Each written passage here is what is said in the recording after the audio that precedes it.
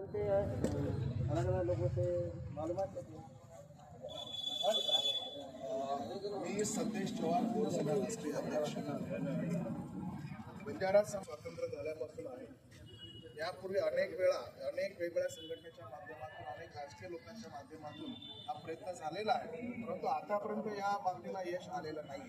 परंतु मागच्या आठवड्यामध्ये जरांगे पाटील साहेबांच्या आंदोलनामुळे मराठा समाजाला हैदराबाद गॅजेटियरच्या आधारे जो काही आरक्षण देण्यात आलेलं आहे, ही गोष्ट ज्यावेळेला झाली त्याचा एक परिणाम म्हणून संपूर्ण महाराष्ट्रातील गोरबंजारा समाजामध्ये एक उद्रेक निर्माण झालेला आहे।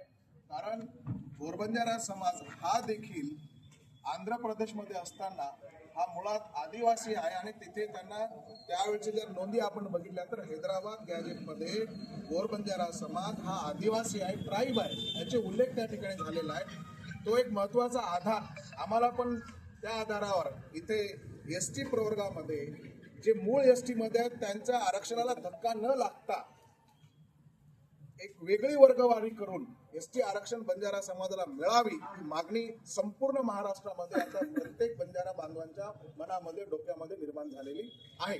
आणि एवढंच नव्हे तर मी एवढ्या विश्वासाने सांगू शकतो की ज्या समाजाला एसटी प्रवर्गामध्ये आरक्षण दिल्या गेलेलं आहे किंवा दिल्या जाईल याच्या नंतर आज कुठल्याही समाजापेक्षा बंजारा समाजाचे जे काही पुरावे बघितले तर अनेक पुरावे आम्हाला देता येईल।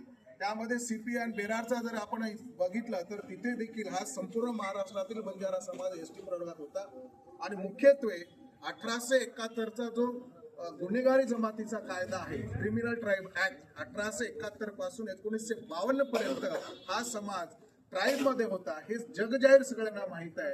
एवढंच नव्हे तर आतापर्यंत अनेक आयोग निर्माण झाले, त्याच्यामध्ये भाटिया आयोग असेल, त्याच्यामध्ये आणखीन आता